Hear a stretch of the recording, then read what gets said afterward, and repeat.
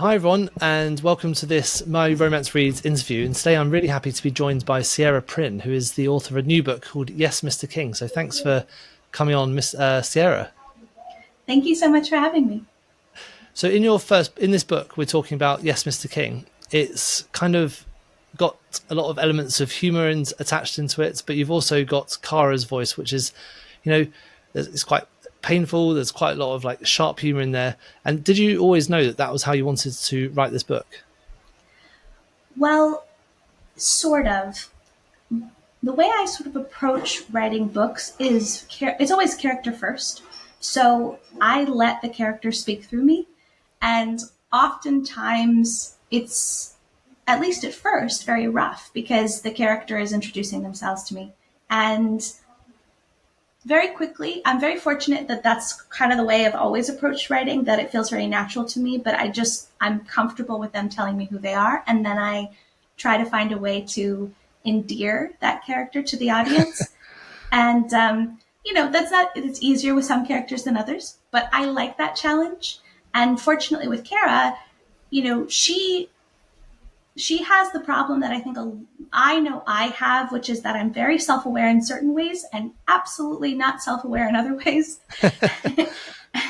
And so I think that's kind of where that humor comes from, is just the idea that, you know, she knows she's not perfect and she is just trying to get by and hoping that people like her, which is part of her character. It's very much over the course of the story. It's about her realizing that she doesn't need other people's approval, doesn't need their what's the word? You know, it's not just approval. She is a people pleaser, and the problem with people pleasing is that you tend to lose yourself in the process. And so, I think that's her journey, is realizing that she loves herself, and that's enough. And her humor, at least at the beginning of the book, is very much around the idea of like, I need this as a guard, as a protective measure. And then as she gets deeper and deeper into the story, she becomes a lot more vulnerable and a lot more willing to, you know, let her guard down. Yeah. I'll say that. Yeah. I love that character of the people pleaser. It's one of my favorite characters to read about in romance books because there's so many ways you can go with it. You know, you can kind of go quite dark and, you know, you end up pleasing people so much that you end up getting in trouble, or it goes the other way where it becomes a very loving character. And it can go, what I love is how it can go either of two ways at any point. And I think you've really picked that up in the character. Thank you. Now, when you were writing it, you mentioned that you sort of come up with the characters first. Do you think that the voice of Kara was fully formed when you wrote the book, or do you think it evolved as you started writing it? She was fully formed because she was partially based off of a real person from my life, and someone I know quite well. Someone I'm related to who I won't name. But name and shame. Well, it's interesting because I didn't realize when I first started. I just started, introducing myself to the character, letting her introduce herself to me. And then as I got deeper in, I was like, I know who she is. And that was a very interesting moment because I was going, oh no, is she going to read this and know that it's her? And I finally talked to her about it and she laughed it off. She thought I did a good job, which I was very proud of. That's a very kind compliment that I received. But yeah, it was interesting to say the least. In the book itself, throughout the story, you've got quite a few different tropes which you go into, which I really liked. So you've kind of got the revenge romance, you've got the enemies to lovers kind of thing. Like, how did you choose which sort of tropes you were going to put in your book? So, quick thing, not quite enemies to lovers. It's more like partners in crime to lovers. Okay. If you want to ask that again, you can. Sure. Okay. So in the book, you've got some really great tropes that you've used, which are like revenge romance, partners to lovers. Like, how do you choose which tropes to use in your book? Do you know, it's interesting. I have because I'm just starting out in romance. I'm very fortunate that I've been able to write a few books so far, and they've all done really well. But because I still feel a little bit like I'm growing into the genre as I go, the tropes thing is something that I've had to artificially reinforce for myself, where I will write the list as I'm working on the story, and then I'll go back and reinforce it if I need to. So in this particular case, I knew the general setup, that it was a woman who is jilted by a long-term partner who ends up finding out in a very strange way that she was left for the fiance of her billionaire boss. And the billionaire boss also wants revenge. And so this idea kind of blossomed where two very upset people, two very hurt people come together and throw their collective imagination at this problem, at this need for revenge. And from that was born kind of a variety of little tropes. So like, boss assistant and broody billionaire with a sunshine lady. These people love those combinations for a reason. That's how they become tropes. And so they are reinforced, and I choose them sort of as a challenge for myself, but not in the way that necessarily I think some writers do, where they're like, all right, this is going to be a Mad Lib story where I put these three elements together and figure out a plot. Yeah, the tropes and the sort of the themes that you're seeing in the book, like you mentioned, the classic brooding billionaire. Were these? Did you actively choose to kind of do them because you think they are popular at the moment, or is it just the story came first and then you wanted to see where it went? So in this particular case for Yes, Mr. King, it was, I originally decided I wanted to write a billionaire romance, but then when I got into his character, again, it was a situation where I just let him rant.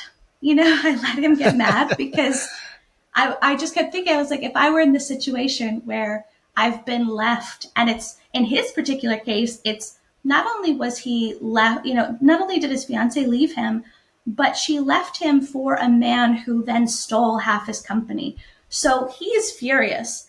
And in that fury, I found a kind of interesting guy who, I think we see a lot in billionaire romance, this idea of them really embracing and fully embodying the idea of, I'm made of money and I can do whatever I want and there are no consequences for me, which can be a really cool angle to explore in billionaire romance. Mm-hmm. But I knew, because of his background, as I was kind of exploring him, I knew that that's not who he was. He is a guy who kind of self-started, he did it himself. And so he's very proud of that fact. And his pride comes from a different place, if that makes sense.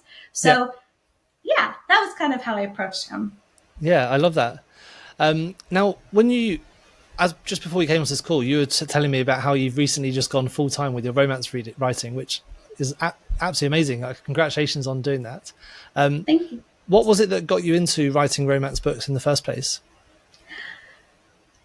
I am a terminal romantic. I absolutely I'm way too romantic for my own good, and I never get a chance to really express that except with my partner, So part of the challenge, part of the fun of it was I loved the idea of exploring myself through romance writing and kind of letting that part out to play, the part that often gets hidden away under, social expectation and, just the fact that we can't really talk about these things openly in real life. And I had a lot of fun with the challenge of never having done it before. And that's how I came to do it, is I embrace the freedom of it. And the more I write in romance, the freer I feel. Which we'll see how that works out, because I'm about to, release my first dark romance book at the end of June. And that I have definitely never done before. So we'll see. When you first started out, did you have a particular type of writing or a particular type of romance you wanted to start with? Or was it just a case of, I'm going to start writing and just see what happens? Basically, the way I do, it'll sound very strange, but I like to do brainstorming sessions. So I'll sit down by myself in a random place for a couple hours, and I'm not allowed to do anything except come out with ideas. And all of the stories that I've written so far have been the result of that, where I'm kind of, I let my brain tell me what it's been curious about for a while. So, for example, revenge. I guess I was just in a cranky mood, but I was in a mood where I was like, I want justice. So the world is unjust, and I want justice. So I'm going to explore that in my stories. And but that's how they're all born. Is very honestly, I just let my mind wander, and whatever comes up with, I explore. When you were just starting out, did you do anything to learn about how to become a better writer, or did you all self-taught? I did. There are a couple of really phenomenal books that I recommend anyone read. So if they want to get into writing, one of them is called Anatomy of a Story by John Truby. Yep. The other one is called Story Engineering by Larry Brooks. And I read both of those. Of course, those helped enormously. I also invested in, I'm not sponsored by them or anything, but I invested in the self-publishing formula, and hands down, they made it so much easier to launch everything from the start. It felt very overwhelming at first, and then I just did that course, and I was like, okay, great. I feel much more prepared than I would have otherwise. And what was it about the course that you took away? What was the main thing you took away from that course? Well, because I'm so creative, I guess I really appreciate practical stuff. Because that's not necessarily where my mind immediately goes. So anytime someone gives me a literal checklist and they're like, here you go, I'm very good at listening to instructions, like reading instructions. I'm very good at that. And so that's what I appreciated, is not only do you get this incredible background information about how they made it. So how their stories, they got their stories to thousands of readers and turned it into a full-time job for, I think, everyone involved in that course. But then on top of it, it's just very pragmatic. They're like, no, look, here, you go here to this page and you click on this and you'll see this. And they update it frequently, which I really appreciate. I needed that because I hit the ground running. I do this full time, but I did it because I sort of free fell out of a job I did not like. And I was like, I'm never coming back. So I have to make this work. Can you remember what the point was when you realized you actually could do this full time rather than having to do it on the side? Yes, it's been relatively recent. I published the 4th book in a fantasy romance series, and the response I got to it was overwhelmingly wonderful. It was the first time almost every day I was getting a reader emailing me or leaving a message or things like that. So it took it took a year of writing sort of into the void and sending my stories out and hoping people liked them. And then all of a sudden I put out that one and Yes, Mr. King. And bam, there it was. People were investing and they were reading everything, and much more interactive than they had been before. And I kind of thought of it like a tipping point where, all right, we're finally tipping into the point where people think of me as an established writer. Yeah, time to go pro. Yeah. Now, when you started thinking about going full time, were there any particular marketing tactics that worked really well for you that you would recommend other people also use? Yes. So I'm still working on social media stuff. That is an ongoing process because it takes a lot of time. However, one of the things that I think benefited me enormously was using BookFunnel to give away excerpts and bonus prologues and things like that. Also, I think they're right with self-publishing. It's very useful to be able to give away a first book for free or for like 99 cents. That above and beyond has been the thing that's helped jumpstart a lot of it. Yeah, absolutely. To be honest, I speak to a lot of authors, and I'm an author myself, and the thing that's turned the dial for me the most as well is building that newsletter list up so that you can sell to the audience later on, especially through using BookFunnels, one of my favorite tools. Yeah, I think that's a really great tip for everyone starting out. Just start building that newsletter as quickly as you can. Yes. One of the things that stood out about about Yes, Mr. King, compared to other romance books that I've read in the similar sort of billionaire niche, is that the dialogue between the two characters is amazing. Like, it's really razor sharp. So did you have to work on creating that dialogue, or did you just let your characters go off leash and see where they were going to go? Well, this is going actually back way, way, way back. This is one of the best lessons I ever learned about writing, and I recommend it to anyone who wants to get better at dialogue.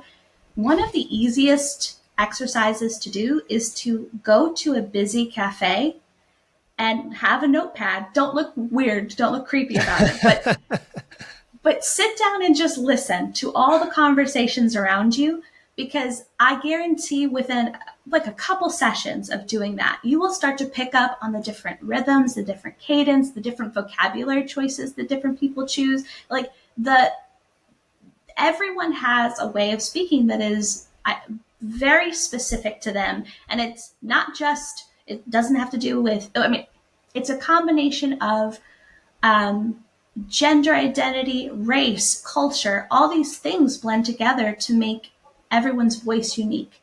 And that exercise is something I've used a lot. I recommend it. And anytime I get stuck, I'll do that as well. I'll go sit at a restaurant or a bar and I'll just listen to people talk. And it's not, again, I'm not using anything I hear, but what I'm using is the rhythm and the what's it called? It's a chemistry Cadence? thing. You know what I mean? Yeah, cadence. Yeah. It's listening to the chemistry of people, because you and I both know there's a huge difference between two people who like each other and two people who don't. There's a difference between people meeting for the first time and people who've known each other 20 years. And that above and beyond has been the thing that helps me with my dialogue is just listening. I actively listening, I will say. And then the other thing is that it's okay to be a little bit strange with your dialogue. I've accepted that. I write dialogue the way I speak. And so I know that it's probably very different from the way other writers write it, to my detriment and to my benefit. And I'm okay with that. I'm okay with maybe my characters talk more than other people's characters do. But I kind of like that. We get to the same place and it keeps it unique and fresh, you know? Yeah, no, I love that. That's such a good tip about going to listening to people talk. I love that. Because if you listen to podcasts and things like that, the conversation is all very much like pre-planned and set. So you don't get that exact same feeling as you'd get from two real people speaking. So I really like that tip. Yeah, it's funny too, because you think we're so used to a digital world now. We're so used to being online, and meeting people in the wild seems very not only sometimes outright dangerous, but like there's something about it that just can't be replicated any other way except to just put yourself in the midst of them. You don't even have to talk to them, which is also a good thing. Like, you just listen. Yeah. Well, it's been fantastic speaking to you. Like, in the next few weeks, you've got a new book coming out. So why don't you tell us a bit more about that new book? Yes. It's the first in a new series the series is called Dark Encounters, and the first book is called Storm-Soaked Strangers. And it also deals with revenge, like Yes, Mr. King, but much, much darker. This is me letting my dark justice come out to play, my Punisher come out to play. In the story, we follow a young lawyer who discovers the existence of a company that fulfills fantasies. Now, this company has no moral high ground whatsoever. All they care about is, can you pay the fee, and are you willing to pay it forward in the future to make other people's fantasies come true? If your answer is yes and yes, they will do almost anything you ask for. That could be taboo, it can be revenge, it can be a devil's bargain. Whatever you are seeking, they will accommodate, and they won't just accommodate it in sort of, the schoolyard dance way, but in a way that will make you question reality.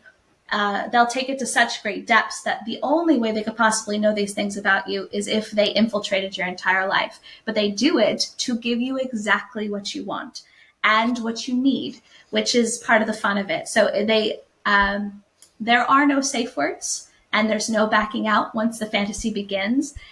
Dark Encounters is a standalone novella series, so each book will be different and deal with a different fantasy being fulfilled, but they'll all fall under the umbrella of this fantasy fulfillment company. And Wow. yeah, it comes out, the first book comes out June 26th, and I'm already working on the second book. So Amazing. Sounds a bit like almost like sci-fi, a bit like Inception, you know, where there's like there's multi layers to it. Sounds really exciting. yeah, well, and I also think that hopefully people like the fact that they're just shorties. You know, these are just bite-sized little stories that get your blood pumping and your imagination flowing, going, "Oh my goodness, would I want a company to fulfill this for me?" And the answer is yes. That's the secret: is that all of these fantasies are going to be outrageous and shocking. But at the same time, if someone came up to you tomorrow and said, "I can do this for you. Do you want me to?" You would say yes, 99 times out of 100. So I think that's part of the fun of it.